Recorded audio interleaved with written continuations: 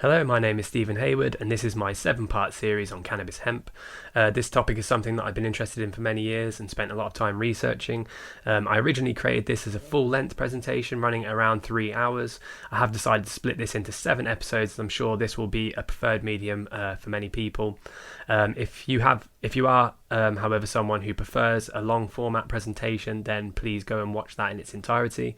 My intention with this series is to educate others about this miracle crop.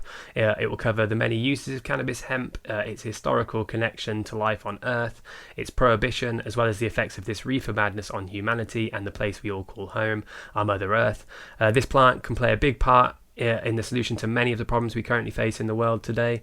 The first episode will answer the question, what is cannabis, as well as its most commonly known use in the modern day as a medicine, for recreation and in spiritual practice.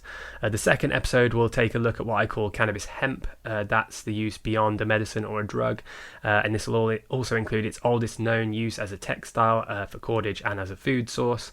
The third episode will continue looking at its many uses, this time as a fuel in the manufacture of paper and plastic and as a building material.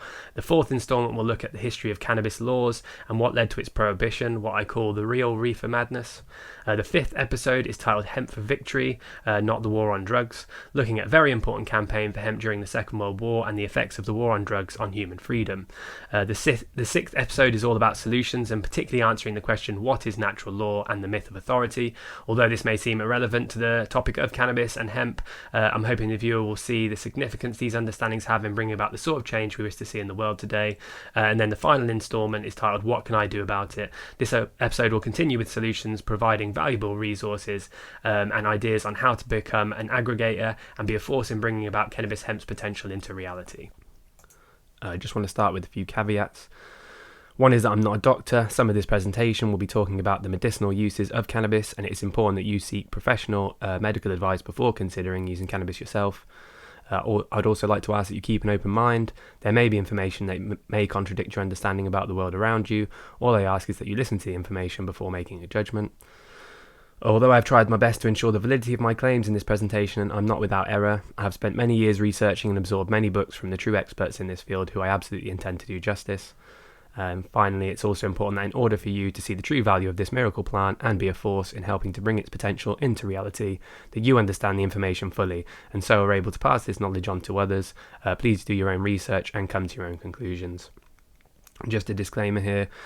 This content is for informational or educational purposes only and does not substitute professional, financial or medical advice. No intention is made to defame, slander or discredit any individuals or organisations.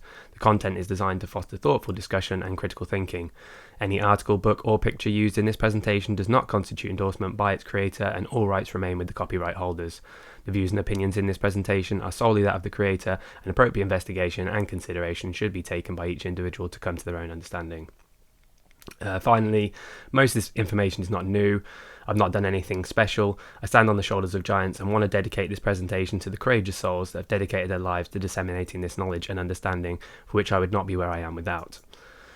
So I want to dedicate this presentation to Jack Herer, an advocate of hemp and author who wrote what's considered the Cannabis and Hemp Bible, The Emperor Wears No Clothes.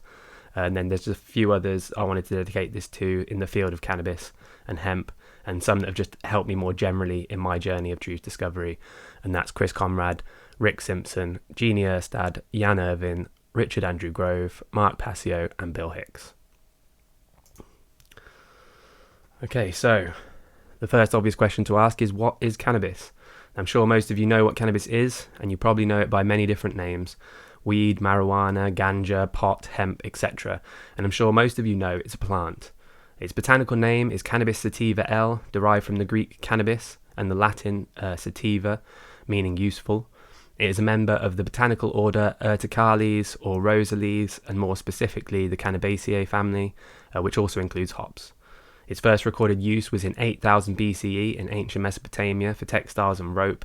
It was actually one of the first cultivated agricultural crops. Now, quickly to look back to cannabis through the ages, fossil records show close ancestors of this plant have been on Earth for 34 million years. It has been in service to humanity in the ancient world since the times of the earliest recorded civilizations in East Asia and modern-day Iraq and Turkestan. It helped China document its history in the 1st century CE, sailed the seas in the conquest of the British Empire, and offered independence to the people of the New World. This plant has been around for a very long time. Its many uses and versatility warrant its deep connection with humanity throughout the ages. Cannabis is a hardy annual herb that reaches heights of 1 to 5 meters in a season. It has a rigid central stalk that contains long bast fibers and a very distinctive palmate leaf with 5 to 11 leaflets. The genus is dioecious, meaning it has 2 distinct sexes, a pollen-bearing staminate or male flower, or a seed-producing pistillate or female flower, blooming on separate plants. Just to have a look at these slides here quickly. So this one on the right here is obviously showing you just how tall these plants can grow. So this has got to be about as tall as they can get. This has got to be around 5 meters or so, I would say. Down in the bottom left hand corner here, this is what we're talking about with a female plant with these little pistillate hairs coming out. To the right of that is a male flower, which is producing up the pollen. And then to the right of that is just a very, very thick stalk. As you can see, this plant can grow very thick stalk.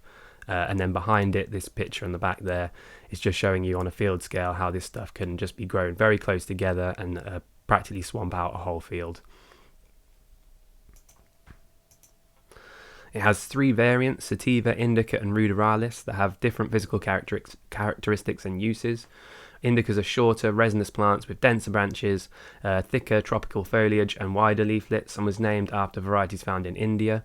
It is usually associated with its medicinal uses. Sativas are much leggier, taller plants with less branches but a long central stalk, sparser foliage and more slender leaflets. This type is more often associated with the plant's non-medicinal uses and is sometimes referred to as hemp, but more on that later on. Ruderalis was the last variant to be discovered by a Russian botanist in 1924, D. Javinsky, and is even shorter than indica, and it can survive in far colder climates. Next is a quote from Jack Herer, as I said, the author and researcher, an activist well known for his hemp Bible called The Emperor Wears No Clothes. Quote, "Cannabis is the only known plants that can be grown from the equator to the Arctic Circle and to the Antarctic Circle, from the mountains to the valleys, from the oceans to the plains, including arid lands and everywhere in between. Cannabis is the healthiest plant for the ground out of the 300,000 known species and the millions and millions of subspecies of plants on Earth, because it has a root system that grows 10 to 12 inches in 30 days compared to 1 inch for rye, barley and grasses, etc. The roots penetrate up to 6 to 10 feet deep, pulverizing the soil and making it arable. After harvest, it leaves a root system that is mulched into the ground, revitalizing the land and making it live once again." End quote. Not only can this plant be grown anywhere around the world, it also has a huge positive environmental impact. It has the ability to repair depleted topsoils and the effects of erosion. It is one of the best converts of CO2 to oxygen in the plant kingdom due to its large biomass. When cleaned on the land where it is grown, it returns most of its fertilizing requirements and is naturally resistant to many pests, so it doesn't need huge inputs of fertilizer or pesticides. It's also known as an effective phytoremediative plant, meaning it has the ability to decontaminate soils. Phytoremediation literally means plant restoring balance, and it was famously used in the 90s at the site of the Chernobyl nuclear power plant disaster to reduce soil toxicity by removing heavy metals such as strontium, cadmium, chromium and nickel. Okay, so the next obvious question to ask is, what is cannabis used for? Now you know what cannabis is, the next logical question to ask is, what is it used for? This plant has many different applications and has been used by mankind for millennia. Probably the most well known in the modern era is its use as a recreational drug and perhaps a useful medicine. We're going to quickly look at the spiritual, recreational and creative use of this plant. I'll cover this topic relatively quickly so I can move on to the historical and modern medical uses of cannabis. There are plenty of resources explaining the in-depth use of cannabis for spiritual or religious purposes, and many examples of artists from various fields using this plant as an inspiration for their work. Here's a quote from the Great Book of Hemp by Rowan Robinson. Quote, "Hemp use, which has touched nearly every major spiritual tradition on earth at some point in history, continues to play a prominent role in many traditions today. In several more obscure or esoteric traditions, its use is central. In contrast, most major religions of the West have disowned any mystical heritage in which cannabis use may have once played a part." End quote. So these traditions include Hinduism, Buddhism, Islam, Zoroastrianism, Judaism, Chinese Taoism, Christianity, Rastafarianism, Japanese and African traditions, as well as Western occultism, Hermeticism, and mysticism. Terence McKenna credits psychotropic plants like cannabis with many of the qualities more conventional spiritual advocates assign to God. McKenna, a cultivator of shamanic plants and today's leading proponent of the psychedelic experience, theorizes that hallucinogenic plants are the medium of a massive transfer of information from the vegetable kingdom to the human species. He writes, quote, "All of the mental functions which we associate with humanness, including recall, projective imagination, language, naming, magical speech, dance, and a sense of religio, may have emerged out of the interaction with hallucinogenic plants," end quote. Although this may seem a bit far-fetched, many historians assume the effect of unconsciousness was discovered soon after early humans discovered cannabis. Archaic people often sampled plants in their environment to find a food source, and many religious scholars suggest that ancient people would have expected plants to hold the secrets to the heavens. Another quote from the Great Book of Hemp, quote, "Plants draw nourishment from both moisture above and soil below. As such, our predecessors may have viewed them as obvious intermediaries between heaven and earth, and thus the perfect key to the divine mysteries," end quote. Whether it was considered a gift from the gods, as was the case outlined in the Hindu Rig Veda text of 1500 BCE, or to attain spiritual insights or appreciation for the nature of Allah by certain Sufi Muslim sects, or its use as a ceremonial herb to bring union with the Creator, as the Persians or Assyrians did in 900 BCE, or is accustomed to share with guests to bring joy and laughter to any occasion, as was described by the Roman physician Galen in 200 CE, many examples exist that show the cannabis plant's deeply entrenched use for spiritual purposes. Quote, "Many artists and writers have used cannabis for creative stimulation, from the writers of the world's religious masterpieces to our most irreverent satirists. These include Lewis Carroll, Victor Hugo, and Alexander Dumas. Such jazz greats as Louis Armstrong, Cab Calloway, Duke Ellington, and Gene Krupa. And the pattern continues right up to the modern day. Artists and musicians such as the Beatles, the Rolling Stones, the Eagles, the Doobie Brothers, the Marleys, Jefferson Airplane, Willie Nelson, Joe Walsh, David Bowie, Iggy Pop, Hunter S. Thompson, Peter Tosh, the Grateful Dead, and Sinead O'Connor. Even someone not coming from the field of artist or musician, but the likes of Ted Turner and Steve Jobs promoted their use of cannabis." So, how was cannabis used? Many people are probably aware that cannabis was consumed by smoking it. This would have been done with more traditional methods, such as using it as an incense or using a primitive pipe or chillum, usually made of wood or bone. Most people may or may not be aware it is the plant's female flower that contains the psychoactive substances. This was by no means the only way that this plant was used, and not necessarily the particular part of the plant that was used either. The female flowers produce the most potent psychoactive and medicinal substances called cannabinoids. More on that later. And condensed forms of these resin-like substances create products like hashish, or even more potent concentrations called extracts. Again, more on this in the next section. Although this is the most common way and part of the plant that is used, its seeds are often used in ritual practice, and with the aforementioned extract/hashish drinks like banga and other preparations were made to be ingested or used topically. So just to go over these photos here, obviously there's a few examples of a pipe, and at the bottom here this is a chillum. At the top this is that female flower again. Once that's dried, it would look like this photo here in the bottom right corner. So this stuff would either be ground up, put in a pipe, or packed into this long tube here and then lit on the end. Also, if you were to grind this stuff and to sift it, it would create, and then that sift is then compacted together. That would make this stuff here on the left of that photo, which is a ball of hash. It could also be made by when they are harvesting the crops, that their hands get covered in this resinous, sticky substance. So then if they just rub their hands together, you would get produce a small little ball of this hash. And to the left of that is the hemp seed. So that was how cannabis was used. Well, how is cannabis used today?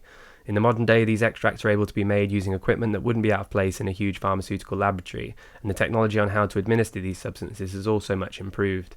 Various tinctures and extracts can be made and tailored to the user's requirements and preferred mode of delivery.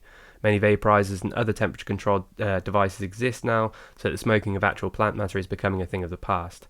However, some people will always prefer the ritual of rolling and smoking a joint. Just to go back, check those photos. So Yeah, here at the top, this photo at the top here, and we've got this sort of syringe with this black oil looking stuff. This is called RSO, um, named after Rick Simpson. I'll talk a bit more about that later on. Below that is just a couple of examples. These little pots and this vape pen are again just extracts. To the right of that is a bottle of CBD oil. So that would usually be hemp seed oil mixed with some cannabinoids, obviously favouring CBD. And then all these other devices are just vapor. They're vaporizers. They're basically devices that either you could vaporize the actual plant material in them, or you can use these extracts to vaporize them. So, cannabis as a medicine. The oldest confirmed medical use of cannabis was in China in 3750 BCE. The first recorded pharmacopoeia, the Pen Seao, listed cannabis hemp, or Tama, among the superior immortal elixirs. The illustration on the left is of a hemp plant with the text describing its functions from the Cheng Li Pen Seao edition of 1234 CE. The female plant was said to possess yin energy and the male plant yang energy. The female plant was used for rheumatism, beriberi, malaria, constipation, gout, and absent-mindedness. Moving closer to the present, in 1850s America, cannabis was used as a primary medicine for more than 100 illnesses or diseases in the US pharmacopoeia. Extremely strong preparations, then called cannabis extractums, hashish extracts, tinctures, and elixirs were common. Cannabis was routinely one of the top three ingredients, that with opium and alcohol, used in patent and prescription drugs. These were manufactured by some of the biggest pharmaceutical companies of the day: Eli Lilly, Squibb, and Park Davis. These are still some of the largest pharmaceutical companies, now known as Lilly, Bristol Myers Squibb, and Pfizer. Even Queen Victoria used cannabis resins to relieve pains associated with her menstrual cycles.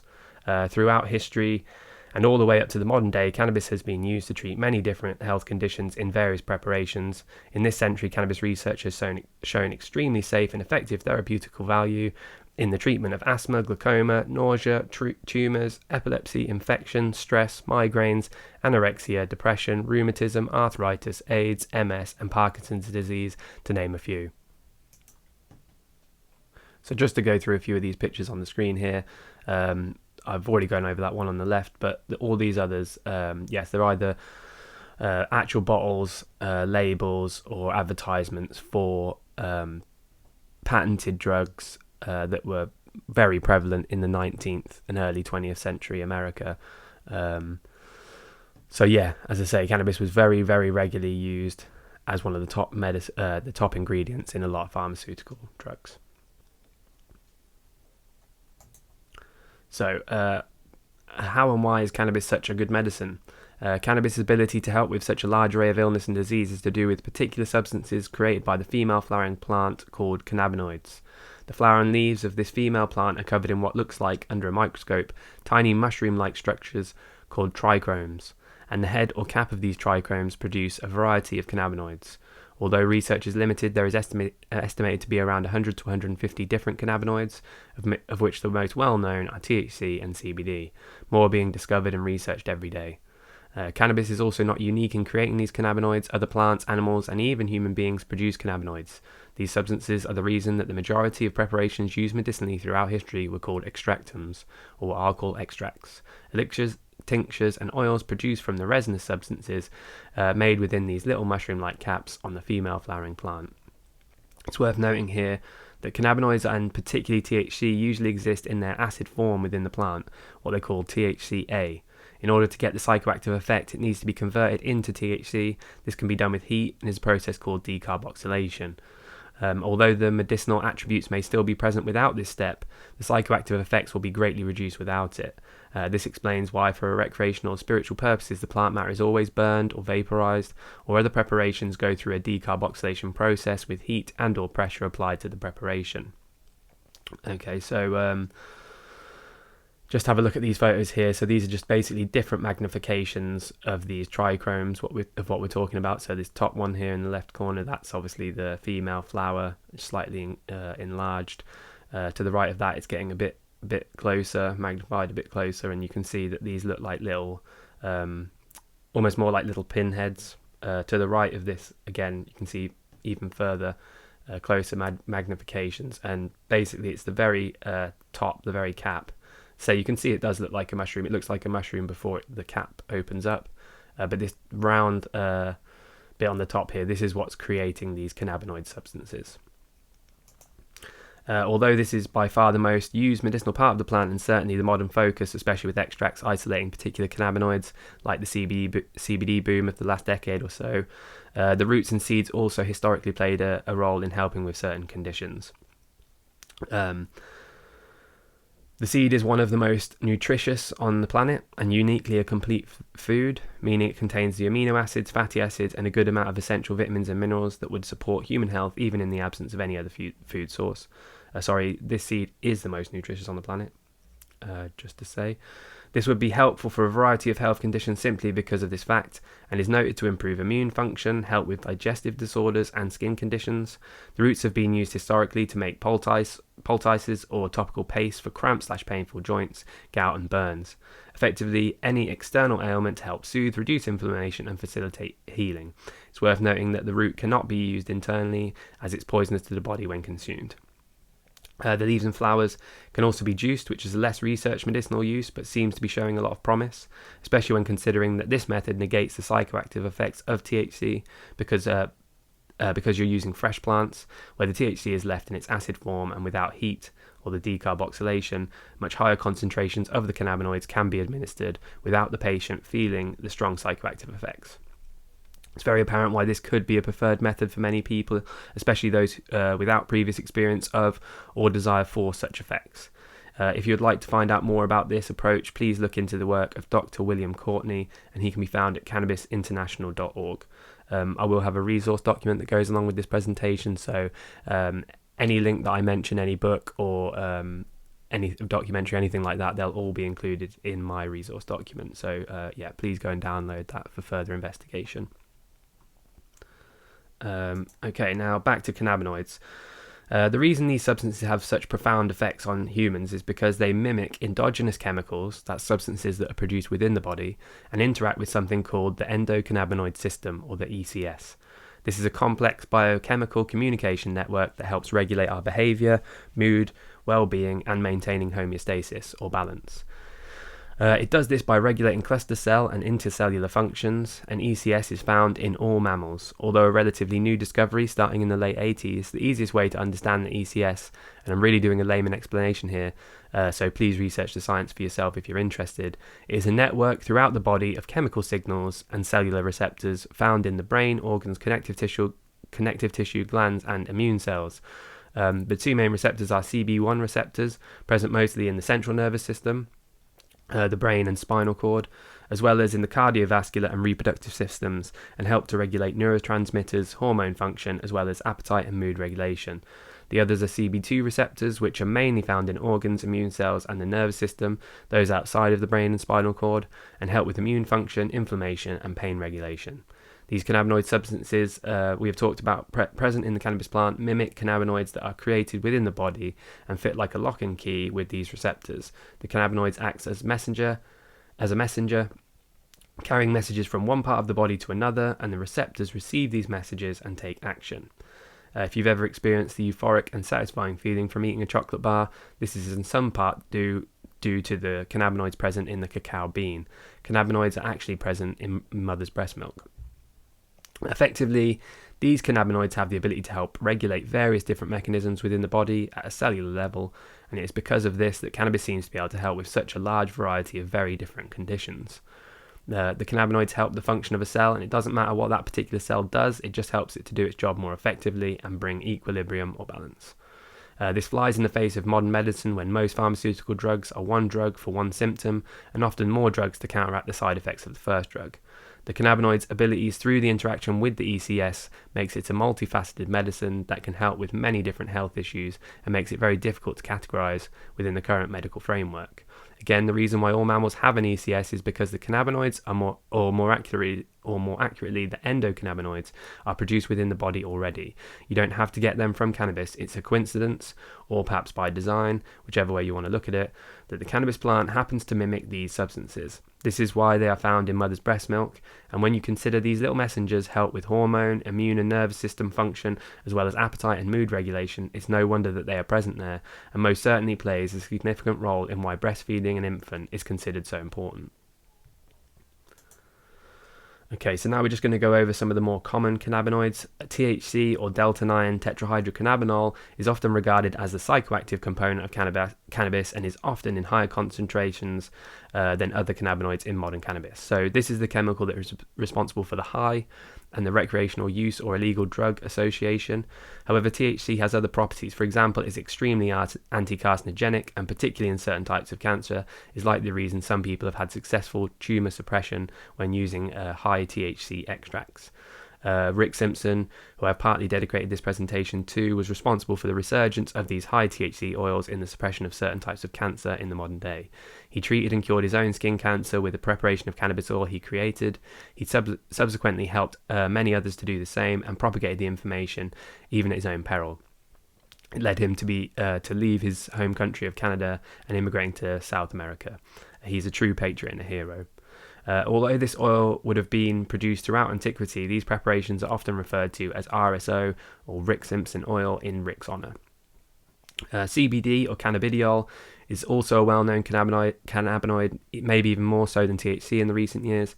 This, ironically or not, is also known as the antipsychotic cannabinoid, which can counter some of the effects of THC.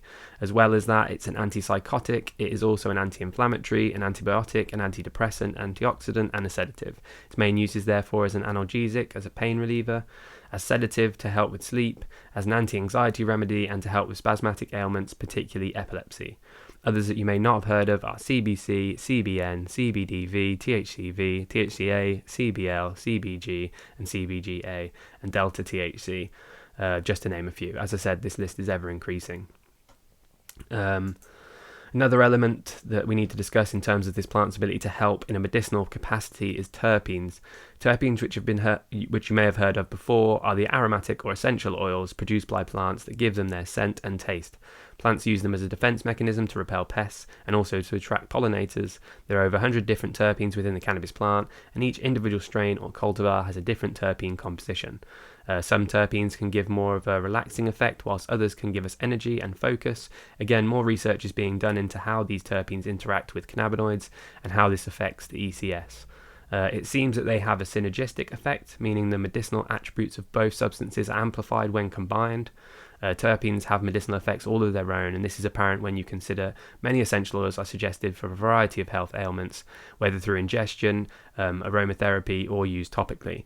Similarly to cannabinoids, the medical benefits of some of these compounds is extensive. To name a few: antiviral, anticarcinogenic, antidepressant, antimicrobial, analgesic, and an antifungal. These are the common terpenes. I apologise if I butcher the names.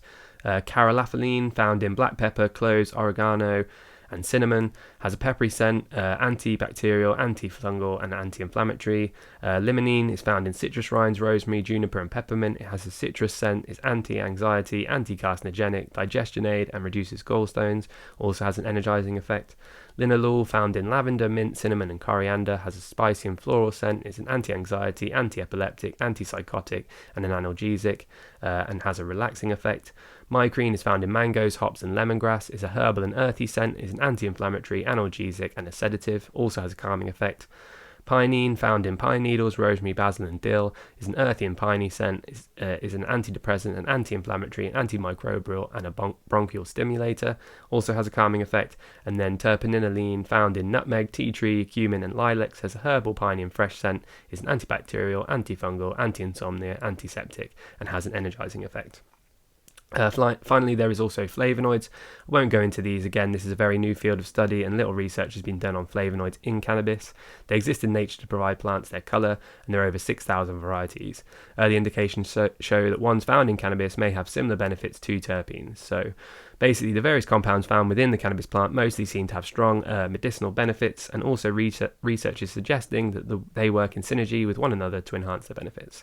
Also, the various amounts or ratios of these particular substances also has a role to play. This very much helps to explain how certain cultivars or strains can be beneficial for one ailment and another cultivar for another.